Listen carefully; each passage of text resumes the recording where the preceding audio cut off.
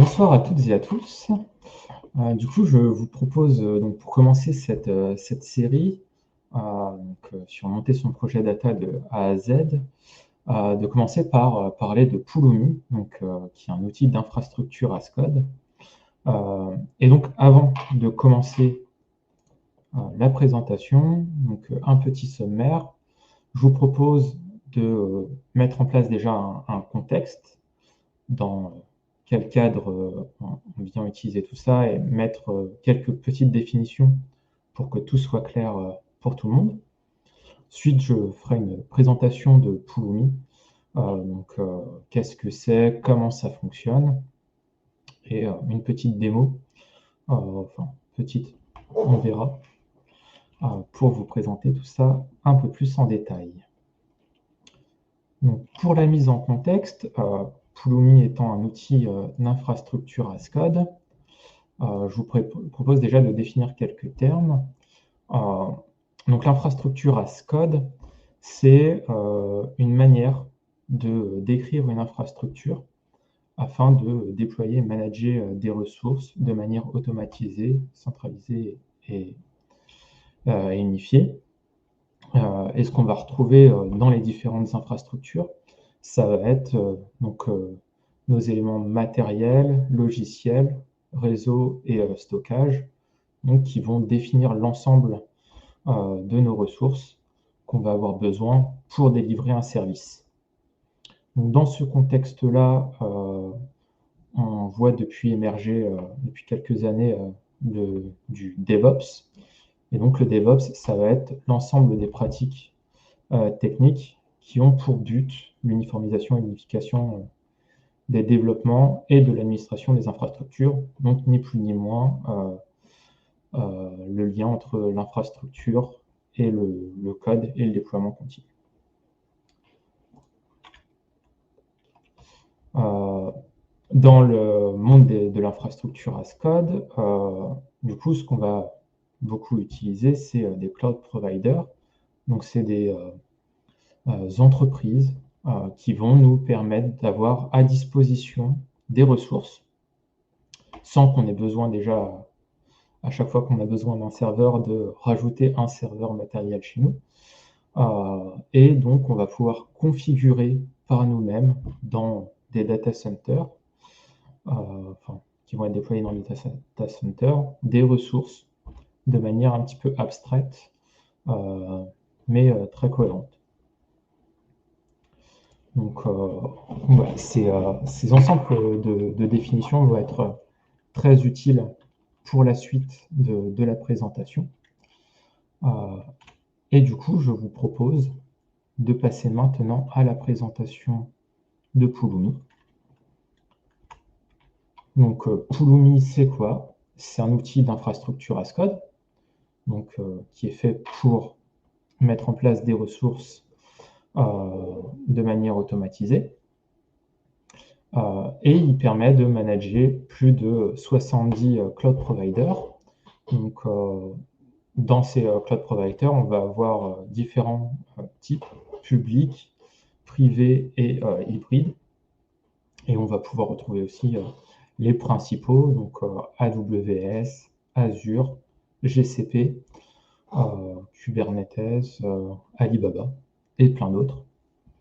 Et l'avantage de Pulumi, c'est qu'il s'intègre à différents langages de programmation existants. Donc il n'y a pas besoin d'apprendre une nouvelle structure pour mettre en place notre infrastructure as code. C'est déjà des choses que les développeurs connaissent. Donc on va pouvoir retrouver du Node.js, du Python, du Java, du Go, et les langages .NET comme C# par exemple. Et on va également avoir du YAML, qui va nous permettre soit de définir notre infrastructure, mais qui sera également utile pour tout ce qui est configuration de nos environnements. Mais je reviendrai un peu en détail dessus. L'avantage de s'intégrer à différents langages de programmation, c'est que ça va nous permettre également d'ajouter de la logique à notre infrastructure as code, que lorsqu'on a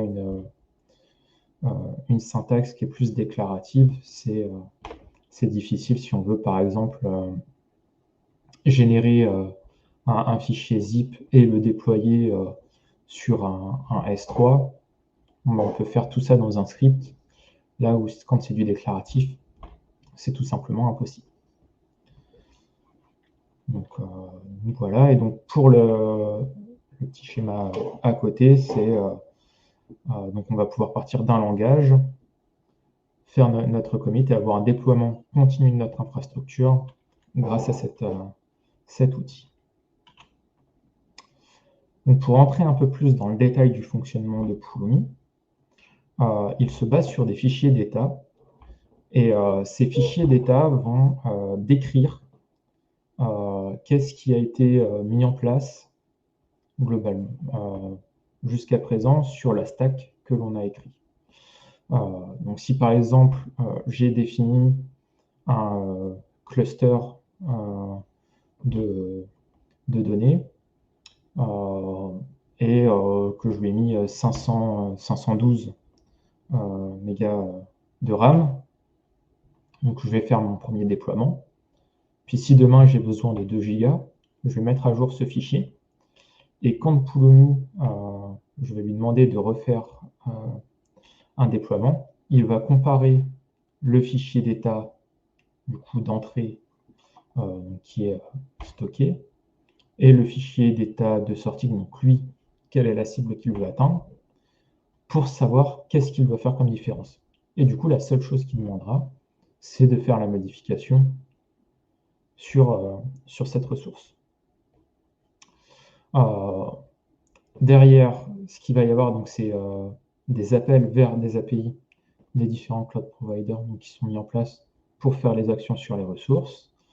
Et on va avoir des fichiers YAML qui, eux, vont nous permettre de manager nos différents stacks, donc nos différents composants, de manière centralisée. Je reviendrai un peu en détail lors de la démo sur tout ça. Et donc, comme on peut voir sur le petit schéma, on va avoir notre programme donc, qui va déclarer des ressources.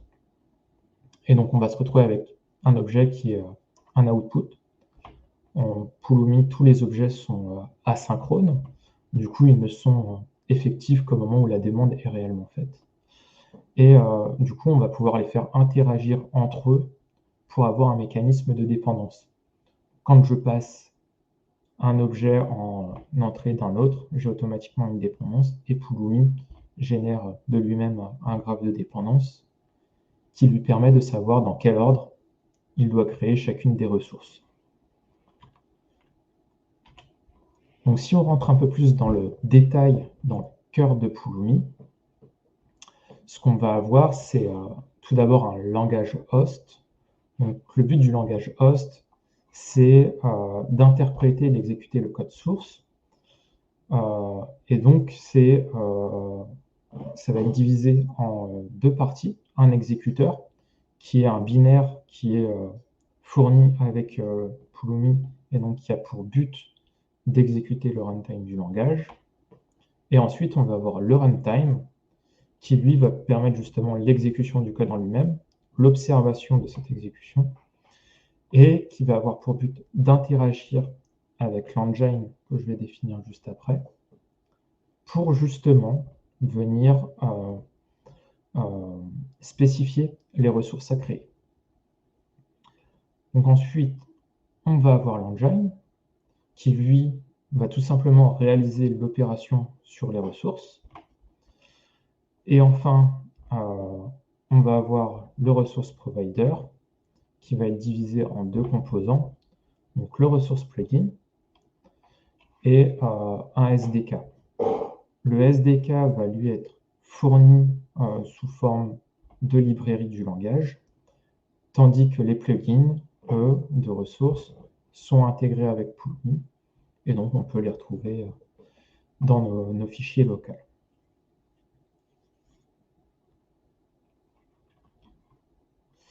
Donc en ce qui concerne du coup les différentes commandes, donc sur ma machine actuellement, j'ai Pulumi qui est installé. pour vous montrer. Donc, j'ai un ensemble de commandes qui est disponible. Et du coup, on va en avoir quatre importantes. Pulumi Up, qui lui va consister à mettre en place les éléments de la stack, donc les mises à jour et la création lors des demandes. On va avoir le preview qui va permettre d'avoir une prévisualisation de ce qui doit être fait, ni plus ni moins que la comparaison entre notre sortie et ce que l'on avait déjà déployé. Et le refresh qui lui va permettre aussi, donc il peut arriver qu'il y ait des modifications qui soient faites sur notre stack de manière intentionnelle ou non. Et donc on va pouvoir mettre à jour nos fichiers d'état pour justement refléter l'état réel de ce qui est déployé dans nos fichiers de sortie. Voilà, et donc pour vous montrer également, en ce qui concerne du coup les plugins, donc ceux-ci sont stockés dans ce dossier. Et donc ici, je vais pouvoir retrouver mes différentes ressources qui sont stockées. Comme on peut le voir, ici j'ai principalement des ressources qui concernent AWS.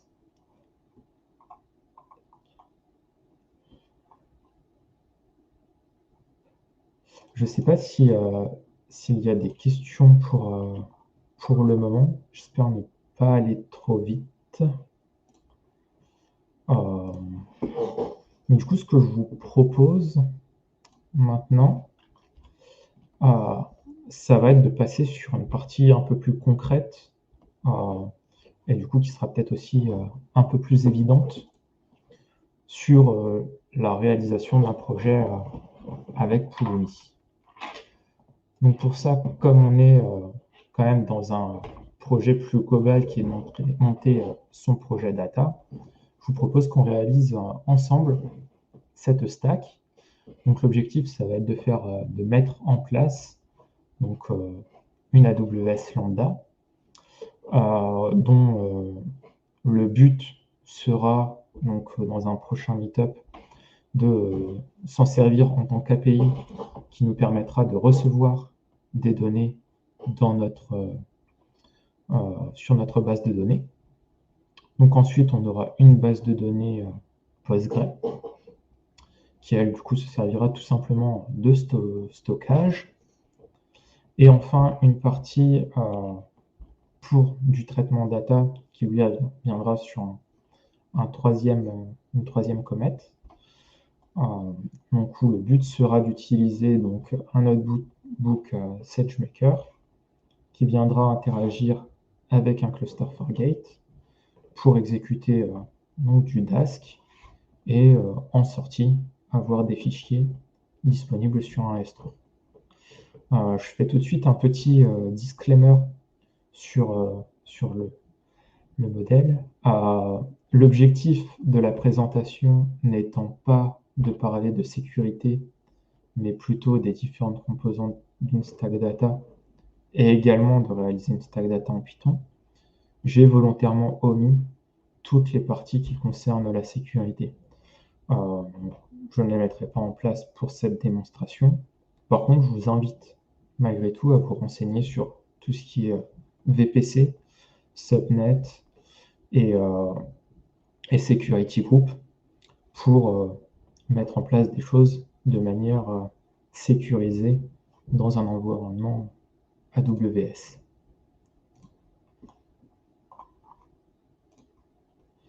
Du coup, pour la démonstration, donc je suis actuellement dans un répertoire démo comme dev, et tout d'abord, je vous propose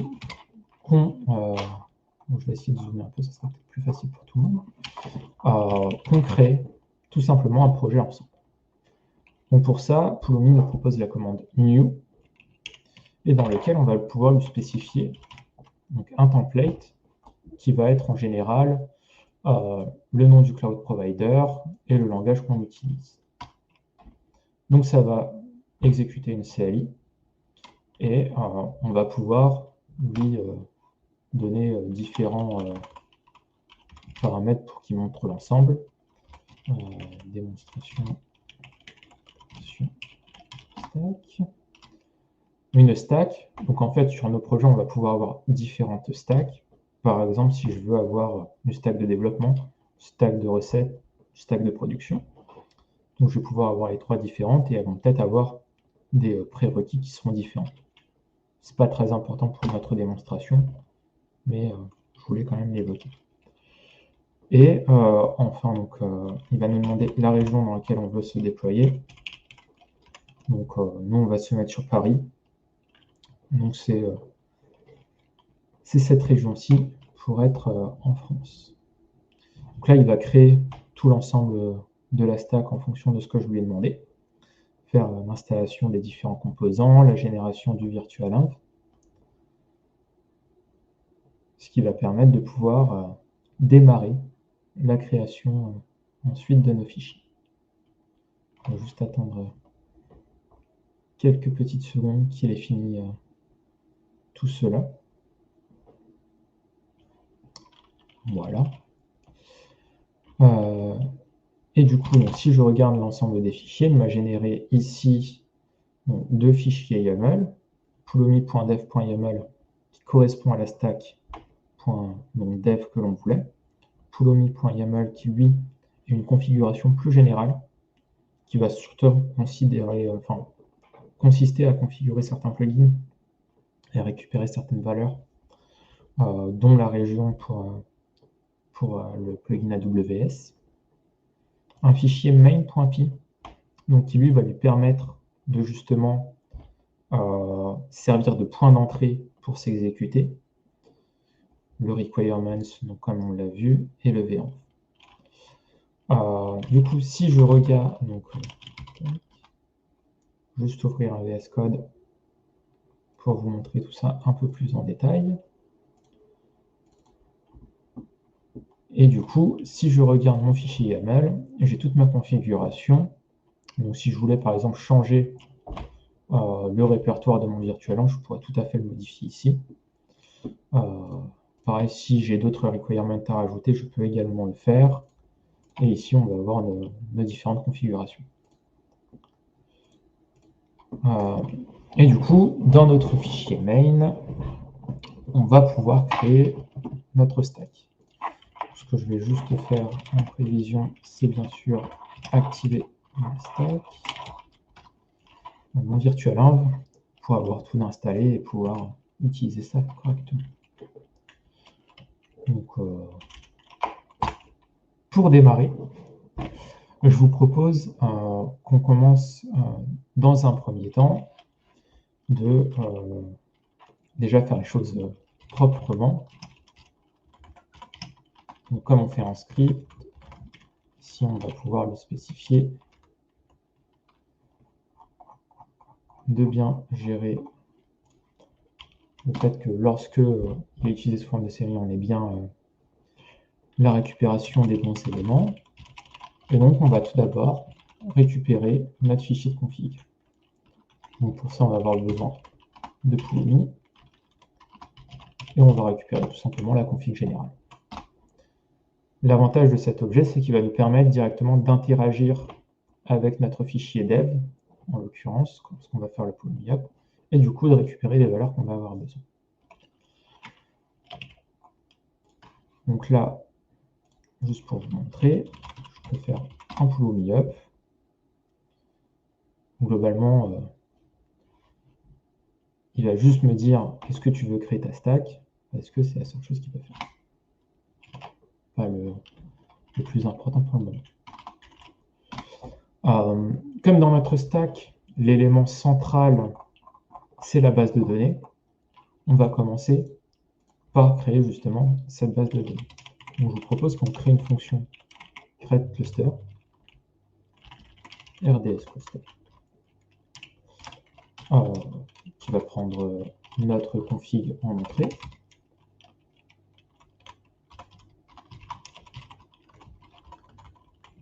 Et du coup, qui va nous ressortir un objet, mais pour ça, je vais avoir besoin de mon plugin qui concerne AWS.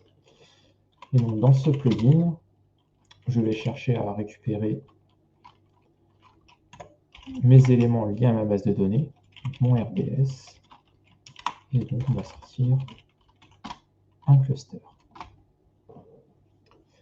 Donc, mon cluster est assez simple, c'est un cluster Postgre. Donc là, souvent, sur les objets Pulumi, la première chose qu'on va devoir entrer, c'est le resource name. C'est ce qui va lui permettre de savoir comment figurer, quel est le nom de l'élément en question. Donc en l'occurrence, on fait une démo command dev, puis c'est un cluster RDS. Donc on va l'appeler tout simplement comme ça. On va pas trop s'embêter. L'identifiant de notre cluster, donc ce qui permet de l'identifier, ça va être la même chose. Et donc notre cluster va avoir besoin d'un engine qui est quel est le type de cluster qu'on va avoir besoin. Donc pour ça, Pulumi a un tuple qui référence l'ensemble des valeurs possibles. Et nous, en l'occurrence, ce qui nous intéresse, c'est le Postgre. On va donner un petit nom à notre database. Mais du coup, le mieux, c'est peut-être qu'on puisse le configurer. Donc, je vous propose qu'on vienne ici et qu'on vienne rajouter tout simplement notre élément de configuration. Donc, pour le rajouter, on va faire un set de notre valeur. C'est le nom de notre database, on va l'appeler dbname. Puis, c'est commit, le nom qu'on va vouloir lui donner. Donc là, il est venu rajouter une valeur dans mon Pulumi dev. Et toutes les valeurs que je rajouterai seront préfixées du coup du nom du projet, qui est démo command dev. De cette manière, grâce à ma config, je vais pouvoir récupérer mon DB. Puis je vais également avoir besoin d'un master password et d'un username. Donc là, on va les rajouter. Mais le problème, que si on fait ça, principalement pour le password, c'est qu'il va être ajouté en clair, comme je l'ai montré dans le Pulumi. Mais les choses sont plutôt bien faites. Du coup, on peut lui rajouter un paramètre qui lui dit « Définis-moi cette valeur comme étant un secret ». Donc là, il va me rajouter un password qui est commit en tant que secret. Alors attention, password pas tout sécurisé. Mais comme je l'ai dit, ce n'est pas le fond du sujet.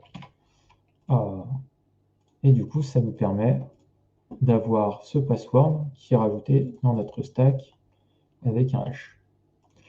Le fait de faire ça, le password ne peut pas être copié-collé aussi d'une stack à l'autre, parce que le hash qui en est généré, il est propre à une stack donnée. Donc il faut bien reset cette valeur sous forme de secret pour chaque stack que l'on génère. Et du coup maintenant, si je fais un require, le problème c'est qu'il ne va pas me retourner la chose que je veux, mais je vais pouvoir require le secret. Donc je vais lui demander mon password. Puis on va faire la même chose avec le username pour avoir tout d'enregistré.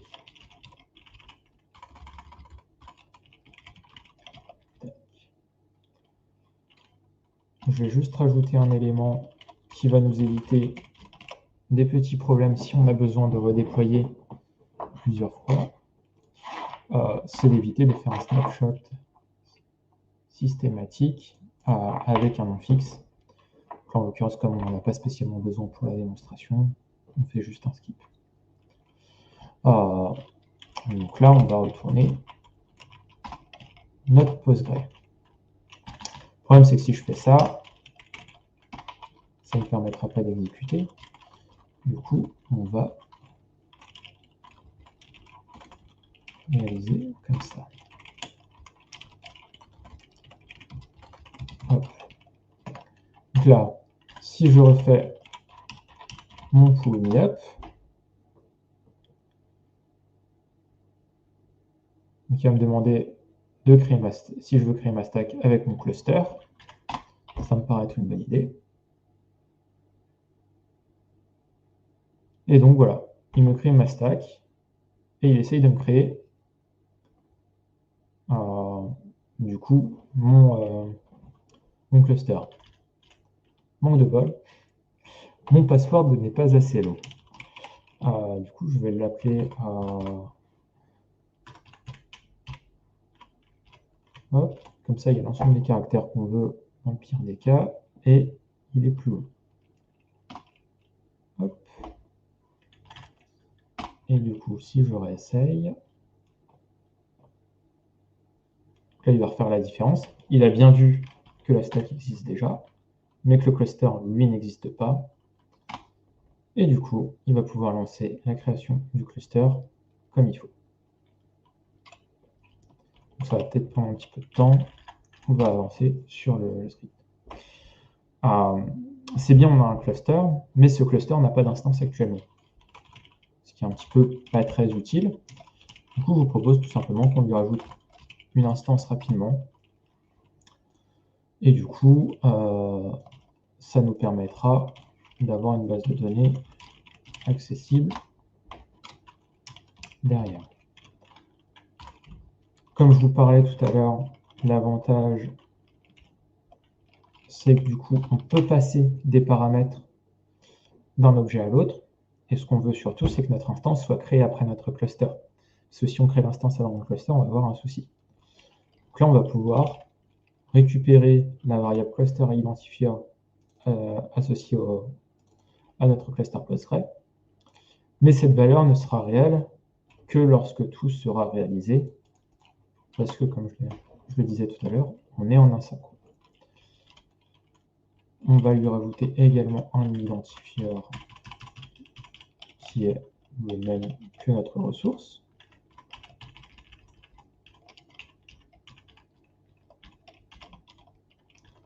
Hop. Et ensuite, on va passer l'ensemble des paramètres qui étaient définis dans le cluster pour qu'on soit bien uniforme.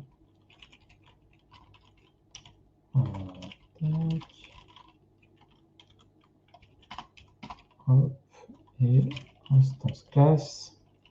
Donc le type d'instance, ça va être, ça va correspondre à quelle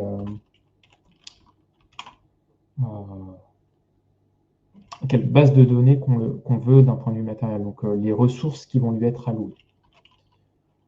Donc nous, ce qu'on va prendre, c'est un T3 Medium, ce qui sera très bien pour commencer.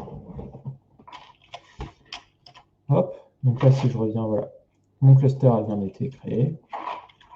Et du coup, si je refais mon Pulumi Up, il me proposera bien que de faire mon instance. Avec Pulumi, on peut également exporter les ressources. Donc là, par exemple, si je veux exporter mon cluster sous le nom RDS cluster de cette stack, je peux lui donner donc un nom, ça, et du coup, ça me permettra de le récupérer. Et potentiellement, si on veut, donc il y a un mécanisme qui est appelé stack référence, que je ne présenterai pas ici, mais qui permet du coup de récupérer les valeurs qui sont mises en export d'une stack pour les utiliser dans une autre. Voilà. Donc là, on a créé notre cluster.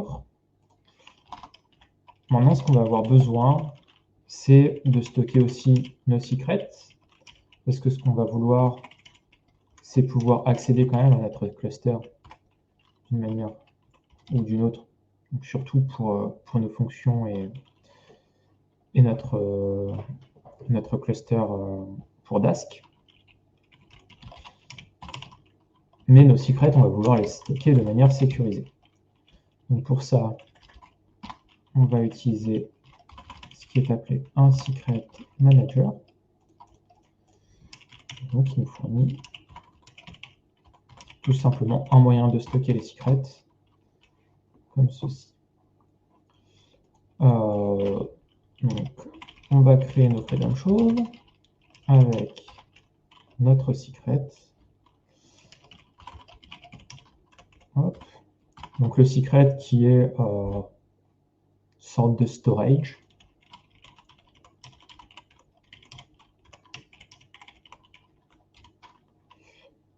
Et on va lui mettre un préfixe. Donc ça va être surtout parce que lorsqu'on supprime un secret, il n'est pas forcément supprimé immédiatement. Pour éviter des collisions de suppression, recréation, ce genre de choses, on va juste mettre un petit préfixe qui permettra de centraliser les noms, mais on y rajoutera des valeurs derrière pour l'unicité. Et du coup, pour rajouter des valeurs, on va rajouter un secret de version, donc, qui va avoir toujours la même structure. On va lui spécifier donc, sur quelle chose, c'est mieux si on évite les fautes. C'est pas très important. On va lui spécifier dans quel secret les rajouter. Et du coup, on va lui spécifier une string. Le problème là que je vais avoir, c'est que je vais vouloir rajouter plusieurs valeurs dans un élément. Et du coup, il va falloir que je fusionne des outputs. Donc pour ça, on va utiliser sur le point all de Pulumi pour tout fusionner. Je crois qu'il y a une question. Oui, du coup, il y aura bien un record de la session pour la question. Du coup, pour notre string, ce qu'on va vouloir faire, c'est fusionner les différents éléments qu'on va avoir besoin dans notre secret pour pouvoir le ressortir sous une seule string sous forme de JSON. Et donc, on va utiliser le point all qui va nous permettre de faire ça, tout simplement. Donc là, on va rajouter post-cluster engine, le host, le username et l'ensemble des éléments, comme ceci.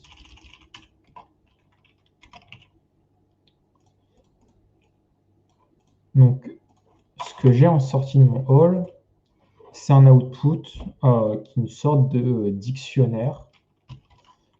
Et du coup, sur les objets Pulumi, ce qu'on peut leur faire, c'est apply.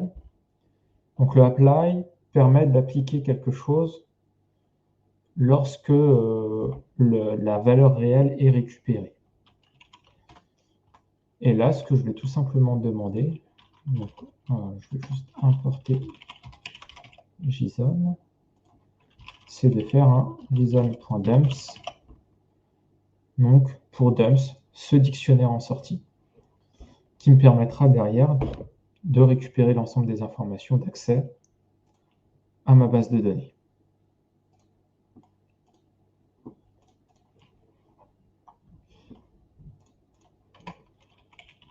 Et du coup, moi, ce qui va m'intéresser ensuite, c'est de mettre à disposition mon secret.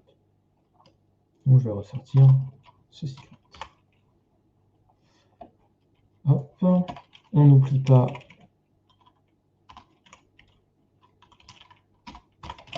de le générer.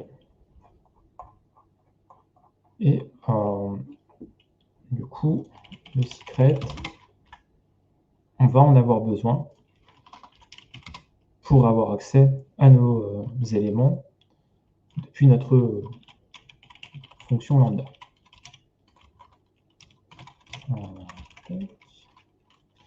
Donc, pour notre fonction, on va vouloir avoir accès à notre cluster, qui est un RDS cluster, et à nos secrets.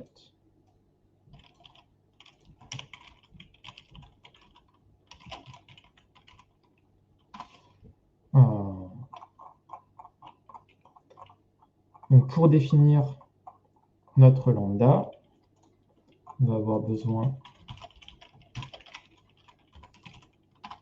du module lambda. Et donc on va aller voir notre fonction. Donc toujours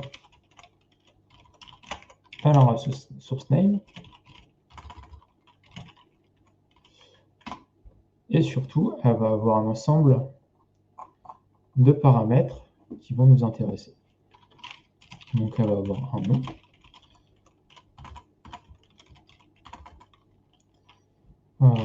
Démo lambda.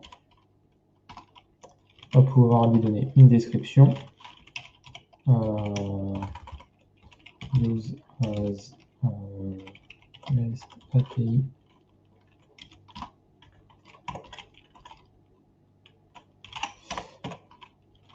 On va devoir définir du coup un code.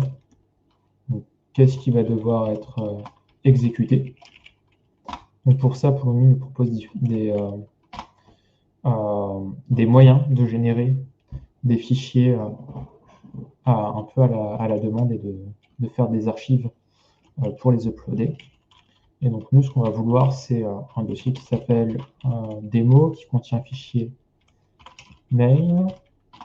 Puis, comme ce n'est pas le sujet aujourd'hui, c'est ce qu'on verra dans notre prochain sujet, on va juste demander à faire un hello world. Donc notre lambda ne fera pas grand-chose, si ce n'est ce hello world. Elle s'exécute, les lambdas peuvent être exécutés selon différents runtimes. Donc on va pouvoir spécifier le runtime. Vous avez tous ces ensembles de langages, mais nous on va vouloir faire du Python. Sinon la série de commits n'aurait plus aucun sens. Et enfin, le point un petit peu le plus délicat, on va avoir besoin de ce qui est appelé un rôle. Notre lambda ne peut pas avoir par nature directement accès aux autres ressources nécessaires. Donc pour ça, on va devoir, et aussi pour s'exécuter, du coup, lui définir un rôle. Donc là, je me permets, je récupère quelques éléments que j'avais préparés. Donc on va avoir besoin du module IAM. Donc là, on va créer un rôle qui permet l'exécution de notre lambda. Et sur ce rôle, on va lui rajouter les droits pour exécuter notre fonction. Donc on va lui dire, tu as le droit d'avoir accès à ce cluster en connexion et tu as le droit d'avoir accès à cette secret pour récupérer des valeurs. Donc là, ici, on va lui dire utilise ce rôle-là pour t'exécuter. Notre lambda, on n'a pas forcément besoin pour la suite de retourner notre lambda. Donc là, get fonction, PostgreCluster, secret. Donc là, on a fait la moitié de notre composant. Et il va rester la partie de traitement de la donnée. Notre stack Dask. Et donc, pour cela, on va avoir besoin de créer un notebook. SageMaker, donc qui va nous permettre d'interagir et de lancer principalement notre cluster. Cette instance a besoin d'un rôle pour s'exécuter. Ce rôle va avoir un élément particulier qui est un Manage Policy ARN, et donc qui sont des règles fournies et déjà encapsulant d'autres règles par défaut par AWS, donc qui vont nous permettre de pouvoir accéder aux ressources dont on a besoin. Ensuite, on va avoir besoin de notre cluster pour notre Fargate, notre cluster Fargate. Donc pour cela, on va retrouver les composants dans ECS. Donc je vais créer tout simplement un cluster. Je vais lui dire de créer avec le Capacity Providers Fargate et un ensemble de paramètres pour qu'il puisse me mettre en place mon instance. Et enfin, mon dernier élément donc, qui va être important pour mon cluster, ça va être la task definition. Ce qu'on va vouloir justement, c'est de déployer notre image Docker pour pouvoir s'exécuter, exécuter nos process. À ça, on rajoute un bucket S3.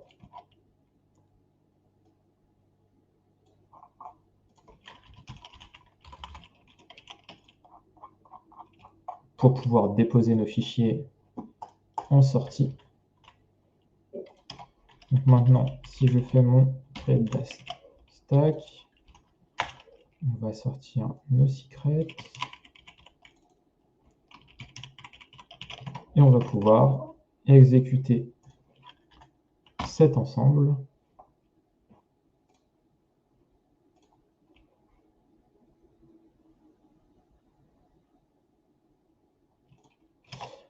J'ai tout simplement dû oublier un élément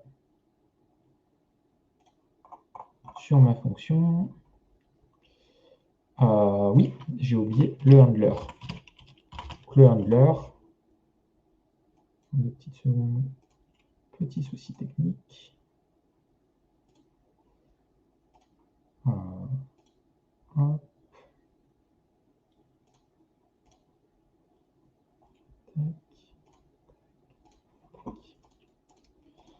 Donc, comme je disais, notre handler, c'est ce qui va correspondre au point d'entrée de notre fonction.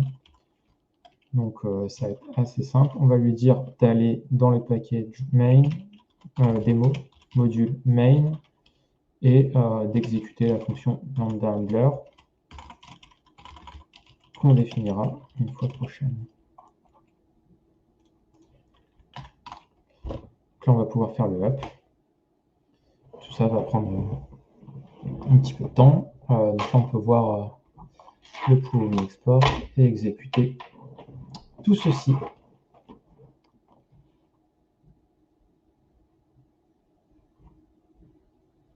là, on peut voir les différents éléments qui se créent les uns à la suite des autres.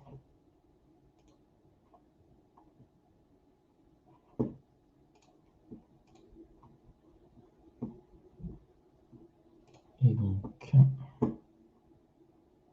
si je vous montre mon AWS, on peut voir que, non, je suis bien dans Paris, j'ai bien ma fonction lambda qui a bien été créée. Si je vais dans mes RDS,